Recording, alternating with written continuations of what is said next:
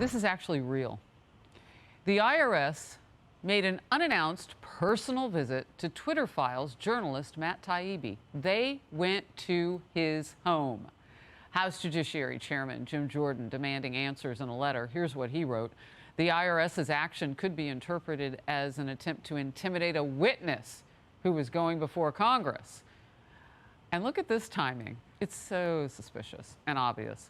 The visit happened on the very same day that journalist Matt Taibbi gave testimony before Congress. Effectively, news media became an arm of a state-sponsored thought policing system. This is a grave threat to people of all political persuasions. I do find it scary. I think it's none of the government's business which journalists a private company talks to and why. It's usually a canary in the coal mine that something worse is coming in terms of an effort to exercise control over the press. And so on that level, it's absolutely disturbing. I believe the word is chilling. It chills free speech and coverage by journalists. An op-ed called out the newly beefed up IRS, remember, 87,000 extra agents. The fear of many Americans is that flush with its new $80 billion in funding from Congress, the IRS will unleash its fearsome power against political opponents. Mr. Taibbi deserves to know why the agency decided to pursue him with a very strange house call. Ben Domenech, Fox News contributor, editor-at-large for The Spectator. We should all pay attention to this one. Absolutely, Harris. Look, I think that this is actually a layup for the President of the United States. President Joe Biden should come out. He should demand answers on why this happened. He should demand answers for why the IRS would engage in something that was clearly designed. I don't believe for a second that this was something that was coincidental. To go after Matt Taibbi on the day that he was testifying in front of Congress. He's a truth teller. He's someone who has been, a thorn in the side of major powerful entities in the United States for a long time by reporting the truth about them. And the fact that the IRS would go after him would show up at his door. I think a lot of us have gotten, nasty letters maybe from the IRS over the years over something or the other, but we've never had somebody like that show up at your door. And I do think that this is a new thing that is going to happen underneath an IRS that is totally empowered, that has been funded to the nth degree by Democrats who believe that they ought to go after a lot of people who are engaging in totally normal behavior on all of the different exchange apps that exist, on Venmo, on Cash App, etc., where they think that they could try to dig down into the income that people are making through those apps and find new ways to go after them. Matt Taibbi is obviously a Substack user, as am I, and he's someone who has been, a very popular newsletter writer for quite a long time. The idea that the IRS would send someone to his house over a dispute that apparently involves them owing him money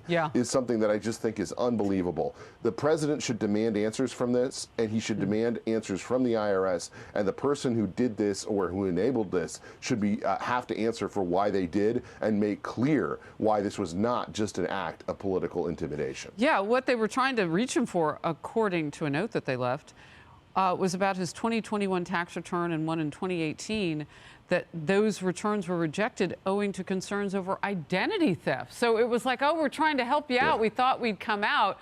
I mean, you mentioned it so beautifully. This is a layup for the president. If only he actually might know what that is.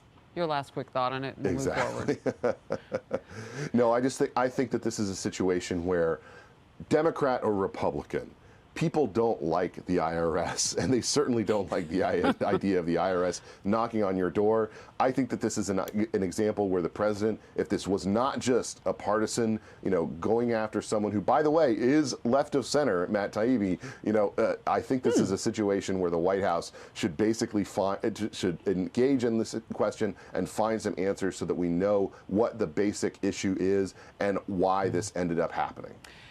Well, this is also happening. Critics are going after liberal Congresswoman Alexandria Ocasio-Cortez for her recent really tough defense of TikTok. She loves TikTok.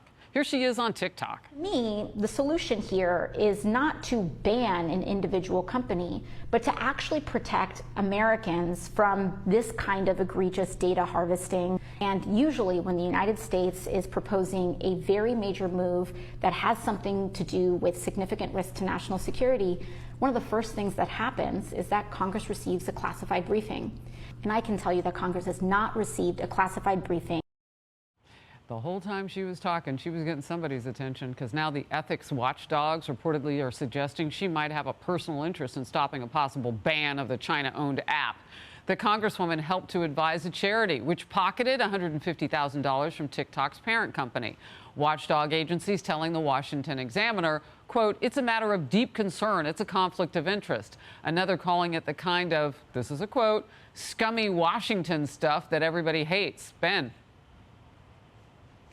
Look, I think that there is absolutely some serious questions to be asked about why AOC is engaged in this, why she would post this TikTok in this nature. But understand this, Harris, there's absolutely justification for banning TikTok. And the people either on the left or on the right who suggest that this is somehow a government power grab, I didn't hear from them when we banned Huawei, when we banned China Telecom, when we banned ZTE. These are all Chinese Communist Party owned entities that wanted to operate in America that we said, no, we're not going to let you do that. We should do the same thing when it comes to TikTok. We don't want our teenagers' brains to be melted by some Chinese communist app. It's in our national security interest to prevent that from happening. And it's something that we are absolutely within our rights to do. Josh Hawley, the senator from Missouri, he has a bill along with Ken Buck in the House, a very simple, it's 5 pages long bill that would ban TikTok. I would encourage him to go to the floor of the Senate to introduce that bill, to ask for unanimous consent for it, and I'd like to see the senator who would object to it and have them actually defend the idea that we should allow the Chinese Communist Party to be able to pump into the phones of millions of Americans the kind of propaganda that they have been able to do. And if AOC wants to stand up in the House and defend that idea, she's welcome to do that. But I think that we are on the right side of this, a bipartisan, by the way, right side of this, when we say, you're not going to be able to do that. If we have our own problems with our own social media apps right here in America, we'll deal with them too. But first things first, we need to get rid of this Chinese communist propaganda that is being pumped into the phones of millions of Americans. We can do it now. It's constitutional, and we should do it. You know, you mentioned those companies, and I'm thinking, well, I know Huawei was under President Trump. I mean, I just look at some of the things that happened under his watch, and the walk, the absolute walk or flyby that China can do these days under the president, with a spy balloon across our entire nation, the width of our nation. He's letting them get away with so much, Harris. It's absolutely disgusting. And we cannot allow that kind of thing to just become an accepted form of foreign policy and national security going forward. We have to take a confrontational stance against a nation that only wants to run down America, to ruin us. They're already poisoning our people physically. They want to poison their minds as well. We have to recognize that fact and stand up to it. Yeah. Well, right now, AOC has to deal with an ethics close-up scrutiny look. Good to have you always in focus. Thank you, Ben. Great to be with you, Harris. Hey everyone, I'm Emily Campagno. Catch me and my co-hosts Harris Faulkner and Kaylee McEnany on Outnumbered every weekday at 12 p.m. Eastern, or set your DVR. Also, don't forget to subscribe to the Fox News YouTube page for daily highlights.